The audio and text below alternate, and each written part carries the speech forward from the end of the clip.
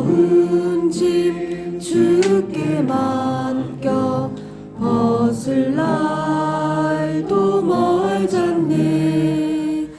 나를 위해 예비하신 고향집에 돌아가 아버지의 품 안에서 영원토록 살리라. 우리에게 주신 하나님의 말씀은 그것은 출애굽기 19장 1절에서 13절까지의 말씀입니다.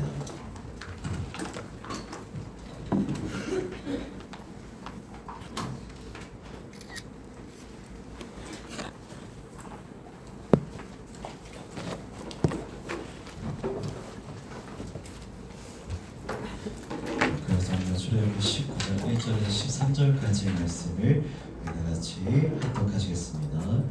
이스라엘 자손이 애굽 땅을 떠난 지 3개월이 되던 날 그들이 시내 광야에 이르니라.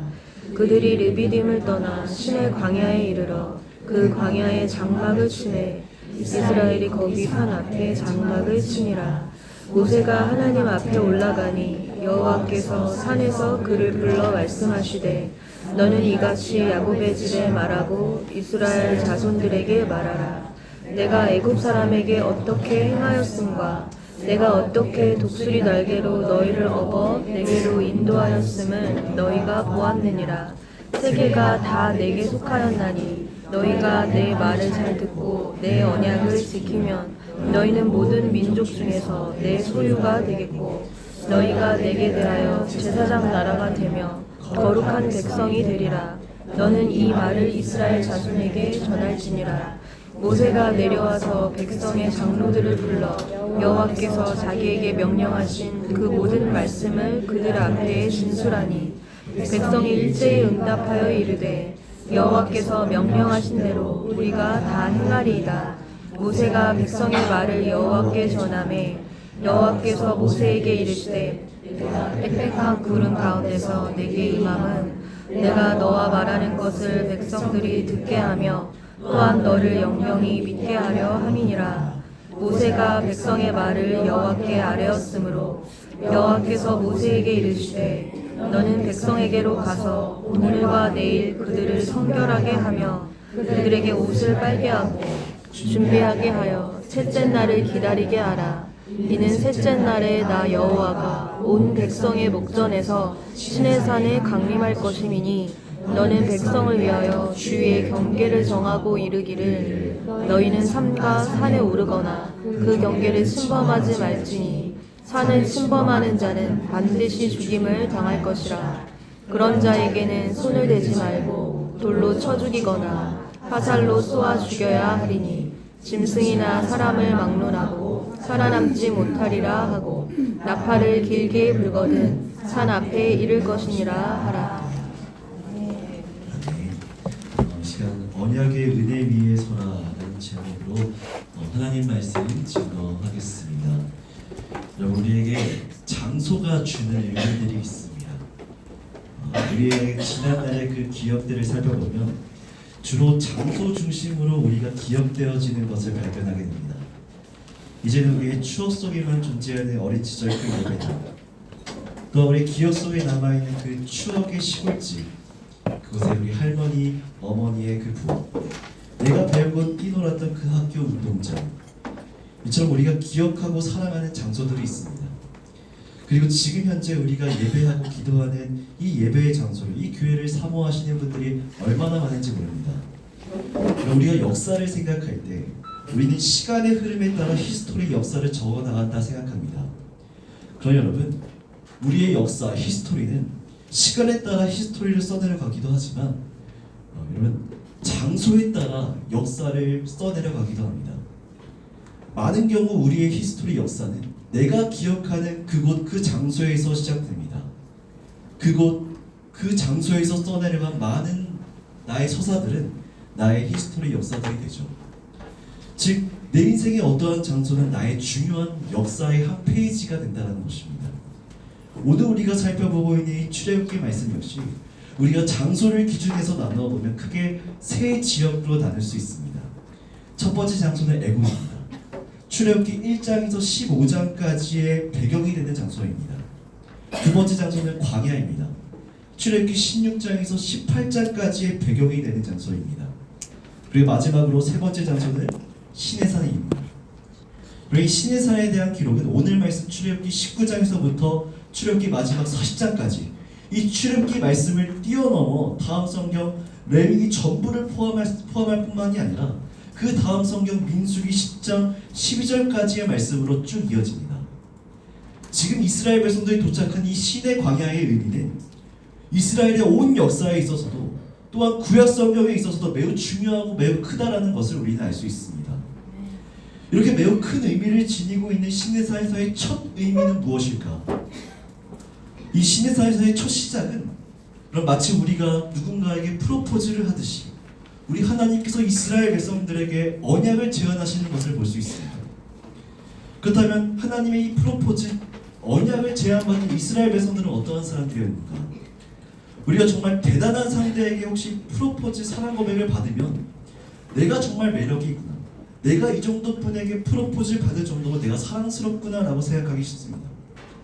그런데 여러분, 이들은 어떠한 사람들이었는가? 늘 불평과 불만을 입에 달고 살았던 사람들이었습니다. 끊임없이 이전의 삶으로 돌아가려고 했던 자들이었습니다. 여러분 같으면 끊임없이 불평 불만하고 이 자꾸 이전의 연인에게 돌아가려는 사람에게 프로포즈 할 수 있겠습니까? 근데 하나님께서 지금 이 장소에서 이스라엘 백성들에게 또한 우리에게 프로포즈하고 계십니다. 그럼 왜입니까? 하나님께서 우리에게 언약을 주시는 그 이유는 우리가 좋은 사람이기 때문에 주시는 것이 아니라 하나님이 좋으신 분이시기 때문에 주시는 것입니다. 에베소서 2장 8절 말씀은 어떻게 말씀합니까? 너희는 그 은혜에 의하여 믿음으로 말미암아 구원을 받았으니 이것은 너희에게서 난 것이 아니요 하나님의 선물이라. 여러분, 우리의 모든 출발은 이 하나님의 은혜 위에서 출발해야 합니다. 이 은혜 위에 우리가 출발해서 이 은혜가 나의 모든 삶을 이끌도록 우리는 살아가야 하는 것입니다. 무슨 말인가? 우리가 보통 하나님의 말씀, 하나님의 계명, 율법들을 우리가 지켜나갈 때 오늘 말씀 다음 장인 출애굽기 20장의 그 10계명부터 시작하는 경우가 많습니다. 여러분, 출애굽기 20장의 그 10계명을 시작으로 23장까지 율법에 관한 말씀이 쭉 이어지는데, 여러분, 우리가 꼭 기억해야 될 사실이 무엇이냐면 하나님께서 그 10계명, 계명의 말씀과 율법을 주시기 이전에 오늘 말씀 출애굽기 19장 말씀을 먼저 주셨다는 사실을 우리는 기억할 필요가 있습니다. 그 위에 우리는 율법을 대해야 하는 것입니다. 그 위는 무엇입니까, 여러분? 하나님의 언약, 하나님의 은혜인 것이죠. 그 앞은 삭제하고 율법을 대하는 사람은 나도 모르는 사이에 율법에 매여 억눌린 자로 살아갈 가능성이 있습니다. 간혹 율법에 매여서 공로주의적 신앙생활을 하시는 분을 볼 때가 있습니다. 주로 오래 신앙생활을 해오셨던 분들이나 타종교에서 오신 분들의 경우가 많습니다. 내가 그동안 이만큼 공을 쌓았고 내게 이만큼 공이 있다 자랑하시는 분이 계십니다. 또한 타종교에서 오신 분들은 마치 불공을 들이듯이 그렇게 신앙생활을 하시는 분들이 계십니다. 여러분, 우리가 공로주의, 이생의 자랑, 율법에 얽매인 신앙생활을 해서는 안 됩니다. 성경에 보면 누가 그렇게 신앙생활을 했냐면 예수님 당시 바리새인들이 그렇게 신앙생활을 했습니다. 하나님이 계명을 주신 그 마음과 뜻은 잊어버린 채 율법을 지키는 것이 나의 공로, 나의 자랑, 나의 의와 스펙이 되었습니다. 아까 에베소서 2장 8절 말씀에 보면 너희는 그 은혜에 의하여 구원을 받았고 하나님의 선물이라는 것을 보았는데, 바로 뒤에 하나님께서 9절에 어떻게 말씀하시냐면 이것은 너희의 행위에서 난 것이 아니니 이는 누구든지 자랑하지 못하게 함이라 라고 말씀합니다. 여러분, 우리가 왜 계명을 지켜야 하는지 오늘 말씀 출애굽기 19장 1절에서 6절까지 나오는 그 전적인 하나님의 은혜의 메시지, 사랑의 메시지를 놓쳐버리면 우리 역시 이렇게 신앙생활할 위험이 있다는 것입니다. 여러분, 은혜가 저와 여러분을 이끌어야 합니다. 은혜가 나를 이끄는 삶 사시기를 바랍니다. 우리의 출발은 여러분 율법이 아니라 은혜여야 합니다. 율법을 지키는 것도 이 하나님의 은혜 위에 감사함으로 하나님 사랑에서 더 닮아가기 위해서 하는 것입니다. 여러분, 출애굽기 19장 1절에서 6절까지에 나오는 그 은혜의 메시지는 무엇입니까? 우리 그중 4절 말씀 같이 읽겠습니다. 시작. 내가 애굽 사람에게 어떻게 하였음과 내가 어떻게 목소리 날개로 너희를 얻어 내게 이르려 하였음을 너희가 보았느니라. 우리가 꼭 기억해야 될 사실이 무엇이냐면 내가 여기까지 온 것은 내 힘과 내 능력으로 여기까지 온 것이 아니라 우리 하나님 아버지의 날개 그늘 아래 엎혀서 여기까지 왔음을 여러분 그 은혜를 여러분 잊지 않으시기를 바랍니다. 아멘. 그리고 나서 하나님의 율법을 바라보아야 하는 것입니다. 율법 이전에 여러분 은혜입니다. 아멘. 여기서 어버라는 히브리어 단어 에사는 마치 우리가 소중한 물건을 품에 안고 조심조심 옮기듯 우리가 사랑하는 우리 아이를 품에 안고 업듯이 그렇게 소중히 안는 것을 의미합니다. 하나님께서 그렇게 소중히 안으셨는데 그 대상이 누구입니까? 바로 나라는 것입니다. 그렇게 나를 독수리 날개로 업으셨다 말씀합니다.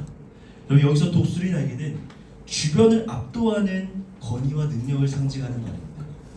즉 주변을 압도하는 권위와 능력의 발로 하나님께서 나를 소중히 안으사 내가 여기까지 왔음을 말씀하는 것입니다.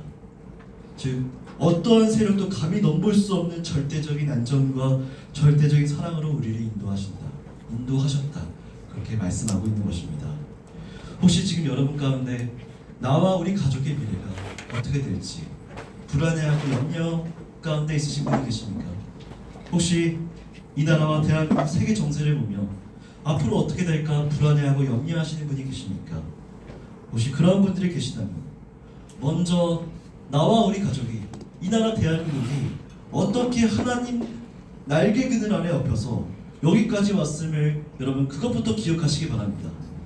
그리고 세계가 다음 말씀처럼 세계가 다 하나님 손 안에 있음을 여러분 믿으시기 바랍니다. 아멘. 우리 5절 전반부에 어떻게 말씀합니까? 우리 같이 5절 같이 읽겠습니다. 시작. 세계가 다 내게 속하였나니 너희가 내 말을 잘 듣고 내 언약을 지키면 너희는 모든 민족 중에서 내 소유가 되겠고. 여러분 세계가 다 하나님 손 안에 있습니다. 아멘. 여러분 우리가 우리의 미래를 생각하면 우리의 가족의 미래, 이 대한민국의 앞날 세계 정세를 생각하면 불안과 염려가 찾아올 때가 있지만 지금까지 나와 우리 가족이 이 나라 대한민국이 누구 손에 엎혀서 여기까지 왔음을 우리가 기억하면 세계가 누구 손 안에 있는지 크신 하나님을 우리가 믿음의 눈으로 바라보면 우리 마음에 있는 불안과 염려 모두가 지울 수 있게 될 줄 믿습니다.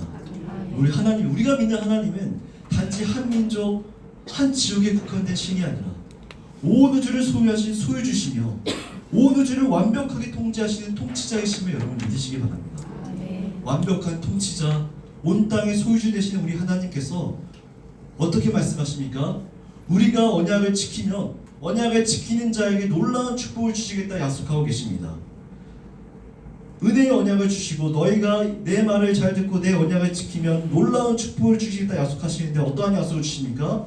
우리 다시 한번 5절과 6절 말씀을 같이 읽겠습니다. 시작. 세계가 다 내게 속하였나니 너희가 내 말을 잘 듣고 내 언약을 지키면 너희는 모든 민족 중에서 내 소유가 되겠고 너희가 내게 대하여 제사장 나라가 되며 거룩한 백성이 되리라. 너는 이 말을 이스라엘 자손에게 전할지니라. 하나님께서 주시겠다고 하신 이 약속을 보면 요약하면서 크게 세 가지입니다. 첫 번째로 하나님의 소유가 될 것이다. 두 번째로 제사장 나라가 될 것이다. 세 번째로 거룩한 백성이 될 것이다 말씀합니다. 이 축복이 구체적으로 어떠한 축복인가 풀어서 보면 먼저 첫 번째로 너희는 모든 민족 중에서 내 소유가 된다라고 했을 때 여러분 이 소유는 세골라라는 단어를 사용하고 있습니다. 여러분 이 세골라라는 단어는 우리가 흔히 생각하는 가지고 있는 그 소유를 의미하는 것이 아니라 이 세골라는 나의 가장 귀한 소유, 특별한 보물이라는 뜻입니다. 즉 하나님께서 나를 보배로 여긴다는 것은 어떠한 의미를 지닙니까? 여러분의 값비싼 보물을 어디에 두십니까? 가장 안전한 곳, 귀한 곳에 두시죠. 하물며 하나님은 어떠하시겠습니까? 여러분 하나님이 우리를 위하시면 그 누가 우리를 해할 수 있겠습니까? 아무리 세계가 어지럽고 살기가 힘들어져도 그 누가 우리를 그리스도 예수의 사랑에서 끊을 수 있겠습니까? 여러분 하나님을 굳게 믿고 이 언약을 지키는 자에게 그 누구도 빼앗을 수 없는 보석 같은 존재를 여기심을 여러분 굳게 믿으시기 바랍니다. 두 번째로 어떤 약속을 주시니까? 두 번째 약속으로 제사장 나라가 될 것이다 약속하십니다. 이것을 짧게 설명드리면 여기서 제사장은 이 당시 모세와 아론처럼 하나님과 가장 가까운 위치에서 온 민족을 하나님께 중재하는 제사장 역할을 의미한다라고 볼 수 있을 것입니다. 그러면 여기서 핵심은 중재와 가까이함입니다. 우리에게 정말 필요한 복이 아닐 수 없습니다. 왜입니까? 하나님의 가까이함이 우리에게 복임을 여러분 믿으시기 바랍니다. 또한 우리에게 여러분 중재가 필요합니다. 여러분만 믿고 끝내실 것입니까? 우리의 자녀와 자녀손들 중재가 필요하진 않으십니까? 우리가 뒤이어 살펴보겠지만 이스라엘 백성들의 그 금송아지 사건, 끊임없이 원망과 불평하는 사건, 아론과 미리암의 그 대적 사건 때 모세가 하나님과 이스라엘 백성들의 사이를 중재할 때 회복될 수 있었습니다. 여러분, 우리의 가족과 자녀손들, 하나님을 잘 모르고 불평하고 원망하는, 하나님과 멀어지는 또 다른 이스라엘 백성이 될 수 있습니다. 모세처럼 하나님과 이스라엘 백성들의 사이를 중재하는, 하나님과 우리 가족을 중재하는 그러한 복이 우리에게 꼭 필요한 것입니다. 그러한 복을 말씀을 지키는 자에게 주시겠다 약속하셨습니다. 이러한 복을 받으시는 여러분 되시기를 주님의 이름으로 축원드립니다. 그리고 마지막으로 세 번째로 거룩한 백성이 될 것이다 라고 말씀합니다. 여기서 마찬가지로 우리는 거룩과 백성이라는 단어를 깊이 묵상해 볼 필요가 있습니다. 그럼 거룩은 무엇입니까? 우리 하나님께만 있는 속성입니다. 거룩해진다는 것은, 우리가 거룩해진다는 것은 지극히 거룩하신 하나님 아버지를 우리가 닮아간다는 것입니다. 내가 하나님의 형상을 지닌 하나님의 자녀로서 하나님의 영광 가운데 살아가게 된다는 것입니다. 놀라운 축복이 아닐 수 없습니다. 이 속성을 내 백성 내 자녀에게 허락해 주신다 약속해 주셨습니다. 또한 거룩한 백성이라고 하나님께서 말씀하시는데, 여러분, 하나님의 백성이 된다는 것은 어떠한 의미입니까? 국가가 국민을 보호하듯 하나님께서 우리를 먹이시고 입히시고 보호하실 것이다라는 확실한 약속의 말씀인 것입니다. 바라기는 여러분 가운데 하나님 아버지를 닮아가는 축복, 하나님께서 먹이시고 입히시고 보호하시는 축복을 모두 받으시는 여러분 되시기를 주님의 이름으로 축원드립니다. 말씀을 맺도록 하겠습니다. 사랑하는 여러분, 오늘 이 시간 하루를 시작할 때, 오늘 하루는 내가 무엇을 해야 되지? 어떻게 살아가야 되지? 혹시 불안과 염려로 시작하시는 분이 계십니까? 불안과 염려로 하루를 시작하는 것이 아니라 내가 어떻게 하나님께 구원을 받았고 내가 누구 등에 엎혀서 여기까지 왔는지 그것을 먼저 기억할 수 있게 되기를 바랍니다. 우리가 지금까지 지내온 것 주님의 크신 은혜입니다. 한이 없는 주의 사랑 다 말할 수 없는 것입니다. 그 은혜 위에 여러분의 하루를 시작할 수 있게 되기를 바랍니다. 또한 그 은혜 위에 우리 사랑의 아버지 하나님을 닮아가고자 오늘도 감사로 말씀들을 지켜나가며, 또한 그 은혜 위에 오직 겸손하되 비굴하지 않은 자, 또한 열심히 수고하되 오직 하나님께만 감사와 영광을 올려드리는 이 시대 가운데 하나님의 보석, 이 시대 가운데 제사장 나라, 거룩한 하나님의 백성으로 서시는 모두가 될 수 있기를 주님의 이름으로 축원드립니다. 기도하겠습니다. 하나님 아버지 감사합니다. 죄 많은 우리의 인생 가운데 친히 찾아오셔서 가장 귀한 예수 그리스도를 우리에게 허락하여 주시고 구원받은 아버지의 자녀로서 살아가는 은혜를 허락하여 주신 것 감사합니다. 하나님, 내가 하나님의 크신 은혜를 받은 자로서 내가 누구 등에 엎여 여기까지 왔는지, 이 세계가 누구 손 안에 있는지 늘 기억하는 우리가 되게 하여 주셔서 우리 안에 있는 불안과 염려 다 내려놓고 기쁨과 감사함으로 주신 말씀들을 지켜나가는 내가 되게 하여 주옵소서. 그럴 때 오늘 약속하신 하나님의 이 축복의 말씀들, 내가 하나님의 가장 귀한 소유가 되며 사랑하는 사람들을 중재하는 제사장 나라가 되며 또한 지키시고 인도하시는 거룩한 하나님의 백성의 축복을 주실 줄 믿습니다. 우리 사랑하는 우리네 모든 성도님들 그러한 은혜의 삶, 축복받은 삶 살아갈 수 있도록 도와주시옵소서. 감사드리며 예수님의 이름으로 기도드립니다. 아멘. 하늘에 계신 우리 아버지여, 이름이 거룩히 여김을 받으시오며 나라가 임하시오며 뜻이 하늘에서 이루어진 것 같이 땅에서도 이루어지이다. 오늘 우리에게 일용할 양식을 주시옵고 우리가 우리에게 죄 지은 자를 사하여 준 것 같이 우리 죄를 사하여 주시옵고 우리를 시험에 들게 하지 마시옵고 다만 악에서 구하시옵소서. 나라와 권세와 영광이 아버지께 영원히 있사옵나이다. 아멘. 우리 시간 기도하실 때 우리 교회와 설립 목사님, 담임 목사님 그리고 이 나라 인민족을 위해서 함께 기도하겠습니다. 우리 설립 목사님과 담임 목사님 성령 충만한 것, 영육간의 강건함을 허락하여 주셔서 하나님께서 맡겨주신 이 오는 교회와 수많은 삶들을 넉넉히 잘 감당하게 하여 주시옵소서. 우리 설립 목사님 화요일까지 백석하고 영성 수련회를 인도하십니다. 정말 쉼없는 일정 가운데 하나님께서 지켜주시고 은혜 넘치는 집회 될 수 있도록 인도하여 주시옵소서. 또한 이 나라와 이 민족을 위해서 기도합니다. 하나님 이 세계가 온 세계가 하나님 손 안에 있음을 믿습니다. 온 우주의 창조자 되시고 소유주 되시는 살아계신 하나님을 굳게 믿고 기도하는 우리 모두가 되게 하여 주옵소서. 이 나라 이 민족을 지켜주시고 이 나라의 앞길을 인도하여 주옵소서.